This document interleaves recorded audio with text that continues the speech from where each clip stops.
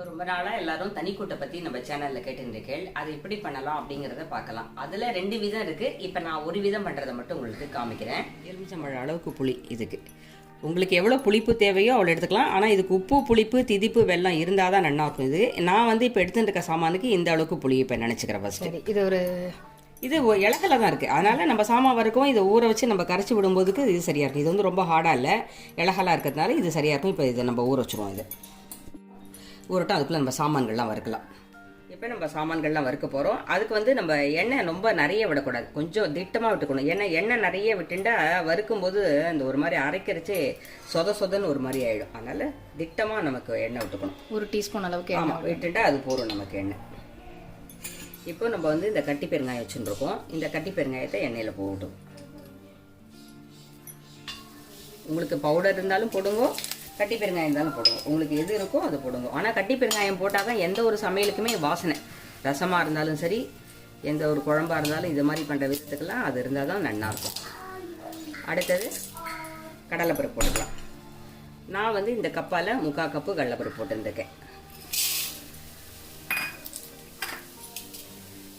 1/4 cup தனியா போட்டுருக்கேன். ஒரு 15 வரமிளகா போட்டுருக்கேன். உங்களுக்கு காரம் எவ்வளோ தேவையோ, நிறைய காரம் வேணும் அப்படின்னு நீங்கள் நினச்சீங்கன்னா நீங்கள் நிறைய போட்டுக்கலாம். நான் நிதானமான காரமான அளவு தான் போட்டுருக்கேன். இப்போது கடலைப்பருப்பு அந்த கலர் மாதிரி பொன் கலராக வரணும். மிளகாயோட கலரும் கொஞ்சம் சேஞ்ச் ஆகும். அப்போ எல்லாத்தையும் நம்ம ஒன்றா போட்டோம்னா கரெக்டாக இருக்கும். எண்ணெயை இது இந்த அளவுக்கு விடணும். இப்போ எண்ணெய் கரெக்டாக இருக்குது இல்லையா? இந்த அளவுக்கு விட்டாக்கா அது கரெக்டாக இருக்கும். தீ மிதமான தீயாக வச்சுக்கணும். மிதமான தீ வச்சுனா தான் வறுக்க முடியும். இப்போ பருப்பு, இந்த தனியா, மிளகா இதெல்லாம் வாசனை வர ஆரம்பிச்சிடுது. இப்போ இதில் 1 கப்பு தேங்காய் போட்டுக்கிறோம். அதாவது நான் 1 மூடி துருவின்னு இருக்கேன். 1 கப்பு அளவுக்கு இருக்குது. இதையும் போட்டு இதில் கொஞ்சம் வறுத்துக்கலாம். தேங்காவையும் இந்த எண்ணெயோட வறுத்துண்டா அது வாசனையான. ஆமாம், இந்த தேங்காயும் அதோட வறுத்துக்கணும். அப்போ தான் கொஞ்சம் சில பேர் கொப்பரை தேங்காய் போடுவா. அதுக்கு அது என்னன்னா ரொம்ப சக்கையாக இருக்கிற மாதிரி இருக்கும். இந்த ஜலத்தோட நம்ம பூவாட்டம் இருக்கு இல்லையா, சமையல் தேங்காய் பண்ணுறோம் இல்லையா, அது போட்டு பண்ணால் தான் நல்லாயிருக்கும். ஃப்ரெஷ்ஷான தேங்காய் போட்டால். ஆமாம், ஃப்ரெஷ்ஷாக தேங்காய் போட்டால் அது ஒரு டேஸ்ட்டாக இருக்கும். ஒரு மாதிரி ருச்சியாக இருக்கும். அதில் நம்ம சில பேர் பெங்களூர்லலாம் பார்த்துருக்கேன். நானே பண்ணியிருக்கேன். பெங்களூரில் சப்தாகத்துக்கு ஒரு ஆற்றுல பண்ண சொன்னேன். அப்போது கொப்பரை தேங்காய் தான் பண்ண சொன்னேன். பெங்களூரில் ஃபுல்லாகவே கொப்பரை தேங்காய் தான் யூஸ் பண்ணுறாங்க நிறைய. அவள் அதில் போட சொன்னான்.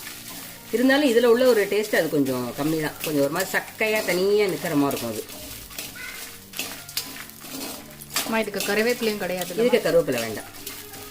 வேணும்னா போட்டுக்கலாம் இல்லையா? அது வேணும்னா போட்டுக்கலாம், அவசியமே இல்லை. அது சில பேர் வேணும்னா, உங்களுக்கு வேணும்னா நீங்கள் போட்டுக்கலாம். ஆனால் இது போடணுங்கிற ஆப்ஷனே கிடையாது அதில். ஆயிடுத்து. இப்போ நம்ம அடுப்பை ஆஃப் பண்ணிடலாம். இது எடுத்து ஆற வச்சுட்டு அடுத்தது தாளிச்சுக்கலாம். அவ்வளோ. அடுத்தது அரைச்சிட்டு அடுத்தது பார்க்கலாம். நம்ம இது ஆற வைக்கிறோம். ஆற வச்சுட்டு அடுத்தது அரைக்கிறத பார்க்கலாம். இப்போ இது ஆறிடுத்து. நம்ம தட்டில் போட்டு ஆற வச்சுட்டோம். இது ஆறிடுத்து. இப்போ இதை ஜாரில் போட்டு முதல்ல ஃபஸ்ட்டு பொடி பண்ணிவிட்டு அப்புறமா தான் ஜலம் விடணும். எந்த ஒன்றுமே எடுத்த நாளைக்கு இதை போட்டுட்டு ஜலத்தை விட்டோம்னா டக்குனே மெசியாது. பொட்டுக்கடலை சட்னிக்கே அரைச்சாலுமே கூட பொட்டுக்கடலையும் பச்சை மிளகாவும் ஒன்றா தான் ஃபஸ்ட்டு பொடி பண்ணிவிட்டு அப்புறம் தான் தேங்காய் போட்டு ஜலம் விடணும். எந்த ஒரு பொருளுமே பருப்பு சேர்க்குற பொருளில் ஃபஸ்ட்டு எடுத்த நாளைக்கு இதை போட்டு ஜலம் விட்டுருவா. அப்படி விட்டோம்னா அது மசியாது, டைம் எடுக்கும். அதுக்கு ஒரு நிமிஷம் இதை நம்ம பொடி பண்ணிட்டு ஜலம் விட்டோம்னா நமக்கு வேலையும் சுழுவாயிடும். டக்குன்னு மழைன்னு நன்னா மசிஞ்சு போயிடும். எப்போதுமே ஒன்று வச்சுக்கோங்க, ஃபஸ்ட்டு முதல்ல பொடி பண்ணணும் எல்லாத்தையுமே. இப்போ இது நம்ம ஜாரில் போட்டு விட்டோம் எல்லாத்தையும். மிளகா, பருப்பு, நம்ம வறுத்த சாமான்கள், துப்புரை எல்லாத்தையும் இதில் போட்டாச்சு. இதை இது போட்டுட்டு முதல்ல பவுடராக பொடி பண்ணும். அப்புறமா தான் ஜலம் விடணும். முதல்ல பொடி பண்ணிவிட்டு அப்புறம் காமிக்கிறேன். இப்போ இது பொடியை எடுத்து இது திறக்கலாம். இப்போ இது பவுடரை எடுத்து இது இந்த அளவுக்கு இருக்கிறச்சே நம்ம ஜலம் விட்டோம்னா கரெக்டாக இருக்கும்.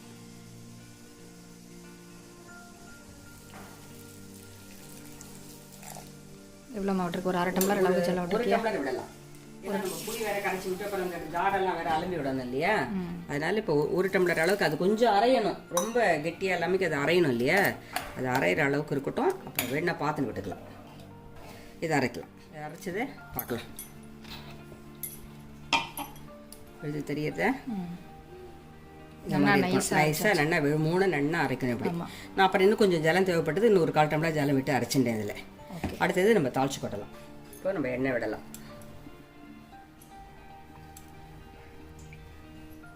எண்ணெய் இதுக்கு நிறைய வாங்கும். நம்ம எப்படி புளிக்கரைச்செல்லாம் பண்ணும்போது எப்படி நமக்கு டைம் எடுக்கிறதோ அதே டைம் தான் எடுக்கும். அது மாதிரி எண்ணெயும் நிறைய வாங்கும். திட்டமான தீ வச்சு வச்சு அப்பப்போ நம்ம விட்டு விட்டு கலரிகிட்டே இருக்கணும். இப்போ நான் வந்து இதில் வந்து ஒரு குழம்பு கரண்டியால் 1 கரண்டி அளவுக்கு தாராளமாக எண்ணெய் விட்டுருப்பேன். ஓகே, ஒரு 4 டேபிள் ஸ்பூன் எண்ணெயிலே இருக்கும். ஆமாம், தாராளமாக இருக்கணும். அந்த அளவுக்கு எண்ணெய் விட்டுருக்கேன். கடுகு 1 டீஸ்பூன் அளவுக்கு போடணும் இதில். இதுக்கு தாளிப்பு எல்லாம் இப்போ முதல்ல போட்டு நம்ம ஃபஸ்ட்டு தாளிச்சு கொட்டுறோம் அதோட சரி. வேற இறக்கி வச்சு இதில் வந்து வேற ஒன்றுமே போடுற வேலை இல்லை. ஆல்ரெடி எண்ணெய் விடுறதுலேருந்து கடுகு தாளிச்சு கொட்டுறதுலேருந்து இதில் போடுற பருப்புலேருந்து எல்லாம் அதோட சரி. அப்படியே இறக்கி வச்சு நம்ம அப்படியே யூஸ் பண்ணிக்க வேண்டியது. ஆமாம் ஆமாம், அவ்வளோதான்.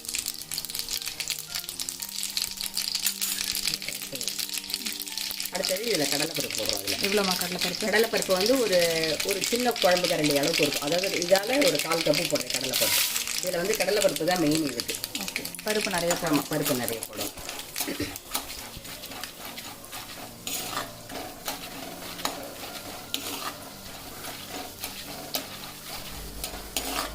நம்ம வந்து ஏற்கனவே பெருங்காயம் வறுத்து அரைச்சிருக்கிறதுனால இப்போ இதுக்கு வந்து பெருங்காயம் தேவை கிடையாது.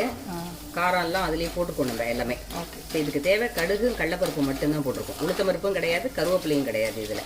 ஓகே, இது வந்து இந்த தனி கூட்டு 2 விதம் பண்ணலாம். இதில் ஒரு விதத்தை தான் உங்களுக்கு பண்ணி காமிக்கிறேன். இன்னொரு விதம் எப்படி பண்ணுறதுங்கிறது அடுத்த தடவையில் காமிக்கிறாங்க. தனி கூட்டு வந்து தஞ்சாவூர் சைடு, கும்பகோணம், மாயவரம் சைடில் எல்லாருமே நம்ம சிதம்பரத்துலேருந்து ஆரம்பித்தாலே எல்லாருமே தனி கூட்டு இல்லாத கிடையாது. நம்ம நாட்டிலலாம் தனி கூட்டு உண்டு. கோழி வடை அதெல்லாம் உண்டு. நம்ம நாட்டில் வந்து சில பேர் காய் வச்சு அதில் வேக வச்சுட்டு அதில் தனி கூட்டு போட்டு போட்டு கலந்து வைப்பான். நம்ம நாட்டில் அது கிடையாது. ஒரு கூட்டு ஒரு தனி கூட்டு அப்படி பண்ணுறது. ஒரு கூட்டு ஒன்று பண்ணுவா, அப்புறம் தனி கூட்டு ஒன்று. 2 கூட்டு தான். எல்லாமே 2 பாயசம், 2 பச்சடி, 2 கோசுமல்லி, 2 கறி, 2 கூட்டு, 2 சித்திரான்னம். நம்ம ஆற்றுல வடை போலி அதுதான் நம்ம ஆற்று பழக்கம். அதுதான். அடுத்தது மஞ்சள் பொடி போடலாம். அதில்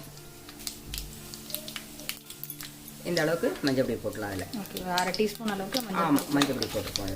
அவ்வளோதான். அடுத்தது அதில் அப்படியே புளி கரைச்சி விடலாம். நம்ம ஊற வச்சு இந்த புளி இருக்கு இல்லையா, இப்போது நமக்கு அது ரொம்ப அரைச்சி விழுதும் போட்டு எல்லாம் ரொம்ப கெட்டியாக இருக்கிற மாதிரி இருந்ததுன்னா நம்ம ஜலம் விட்டுக்கலாம்.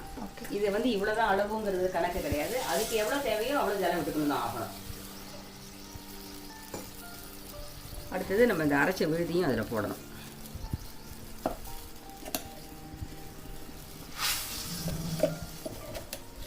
உங்களுக்கு உப்பு, புளிப்பு, வெல்லங்கள்லாம் சில பேர் ரொம்ப கம்மியாக போட்டுப்பா. அது வந்து உங்களுக்கு எவ்வளோ தேவையோ அந்த அளவுக்கு நீங்கள் போட்டுக்கலாம்.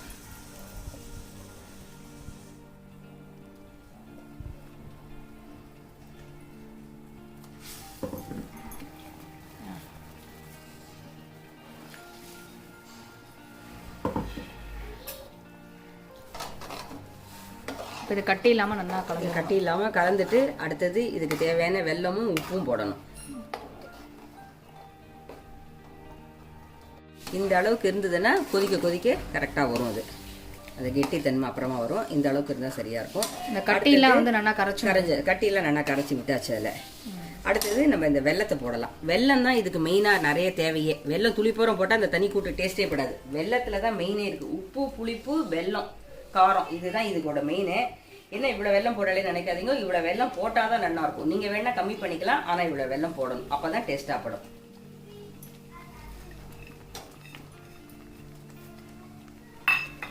அடுத்தது இதுக்கு தேவையான உப்பு போடலாம். நான் வந்து கல் உப்பு போடுறேன். இந்த அளவுக்கு உப்பு போட்டிருக்கேன். இதை வந்து அப்பப்போ கொஞ்சம் கொஞ்சம் எண்ணெய் விட்டு மூடி விட்டு கலரிண்டே இருக்கணும். கேஸ் வந்து சிம்மில் வச்சு தான். ஆமாம், திட்டமான சிம்மில் தான் வைக்கணும். அடி பிடிச்சிடும். அதனால் நம்ம இதை கொஞ்சம் ஜாக்கிரதையாக, ரொம்ப சர்வ ஜாக்கிரதையாக பார்த்து பண்ணணும். இதை தனி கூட்டும் சொல்கிறோமே தவிர இதை ரொம்ப மெனக்கெட்டு பண்ணினா ரொம்ப டேஸ்டியாக இருக்கும். இது ஆனால் இது நல்லா கொதிக்கட்டும். அப்பப்போ நம்ம வந்து கொஞ்சம் கொஞ்சம் எண்ணெய் விட்டுக்கணும். அப்பப்போ எண்ணெய் விட்டு தான் இதை வந்து கலரணும். அப்போ தான் இது வந்து நல்லா வேகும். இல்லைன்னா ஒரு மாதிரி மழுக்குன்னு இருக்க மாதிரி இருக்கும், அடி ஒட்டிடும். அப்பப்போ கொஞ்சம் கொஞ்சமாக நம்ம எண்ணெய் விட்டுக்கணும். இது எண்ணெயில் தான் நல்லா வேகணுமே. மேலே எண்ணெய் எப்படி நம்ம ஊறுகாயெல்லாம் ஒன்று பண்ணிங்கன்னா பிரிஞ்சு வருது இல்லையா, அது மாதிரி வரணும் எண்ணெய் இதில். அப்போ தான் நல்லாயிருக்கும். இது வந்து இட்லி தோசைக்கு நல்லாயிருக்கும், சாதத்துக்கு பிசைஞ்சு சாப்பிட்டாலும் நல்லாயிருக்கும். இது எந்த டிஃபனுக்கு தொட்டுண்டாலுமே எல்லாத்துக்குமே அட்டகாசமாக இருக்கும். இது கலரி விட்டுட்டு மூடி வைப்போம். இல்லைன்னா இது வெளியிலலாம் வாரி அடிக்கும். இது ஒரு மூடி போட்டு மூடி வைப்போம். கொதிக்கட்டும். இது எவ்வளோ நேரமாக கொதிக்கணும்? இது நல்லா அரை மணி நேரம் 3/4 மணி நேரம் தாராளமாக ஆகும். இது எந்த அளவுக்கு கொதிச்சு வருதோ அந்த அளவுக்கு இருந்தால் தான் அது ரொம்ப டேஸ்ட்டாக இருக்கும். டக்குன்னு வீடாக போகாது. 2-3 நாளைக்கு வச்சுக்கலாம்.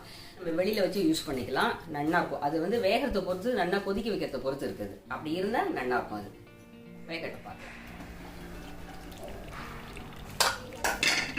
இப்போது இந்த எண்ணெய் மேலே பிரிஞ்சு வருது பற்றில, இது மாதிரி வரணும். இது மாதிரி வரணும். இன்னும் கொஞ்ச நாள் இருந்தால் இது கெட்டி ஆகிடும். இந்த எண்ணெய் நமக்கு அது தானாக கெட்டி ஆகிடுது அப்படின்னாலே, இந்த எண்ணெய் பிரிஞ்சு வெந்திருக்கு அப்படின்னாலே இதோட அர்த்தம் என்னன்னா இந்த எண்ணெய் மேலே பிரிஞ்சு வருது. இது வந்தால் அந்த கூட்டோட கெட்டி ஆயிடுது அப்படின்னு அர்த்தம். அந்த மாதிரி இருந்தால் தான் அந்த மாதிரி எண்ணெய் வரும் மேலே.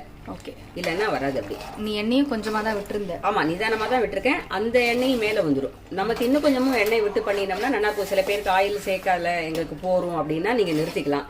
இல்லை விடலாம், விட்டாதான் நல்லா இருக்கும் அப்படின்னு நீங்கள் நினைச்சல அப்படின்னாலும் விட்டுக்கலாம். அது வந்து எண்ணெயெல்லாம் நம்ம யூஸ் பண்ணிக்கிறது அவாவா உடம்பு பொறுத்து இருக்குது.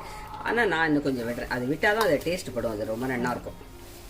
எண்ணெய் வந்து முன்னாடியே ஏன் நிறைய விடலைன்னா, மேலே அது கொதிக்கும் போது ஃபுல்லாக வெளியில் வந்துடும். அந்த மூடுற பாத்திரத்திலேயே அந்த எண்ணெயெல்லாம் போயிடும். அதனால நம்ம வந்து எண்ணெயை மட்டும் மட்டா விட்டு விட்டு கலரணும். அப்பதான் அது இழுத்துக்கும் அந்த மூடிலையும் ஒட்டாது. அனாவசியமாக வேஸ்ட் ஆகாது. அப்படி இருந்தால் தான் நல்லா இருக்கும். இதே இன்னும் ஒரு 10 நிமிஷம் கழிச்சு பார்ப்போம். நம்ம பார்த்தா இன்னும் நல்லா எண்ணெய் மேலே பிரிஞ்சு வந்துடும். இன்னும் ஒரு 10 நிமிஷம் இருக்கட்டும். சூப்பர். இந்த எண்ணெய்லாம் ஃபுல்லாக பிரிஞ்சு வந்துருக்கு இல்லைம்மா? ஆமாம், இப்போ எண்ணெயெல்லாம் பிரிஞ்சு வந்துருக்கு. இப்போ இது வந்து கரெக்டாக இருக்குது. இப்போ கெட்டியாகவும் ஆகிடுது. சரியாயிடும். இப்போ நம்ம வந்து கேஸ் ஆஃப் பண்ணிடலாம்.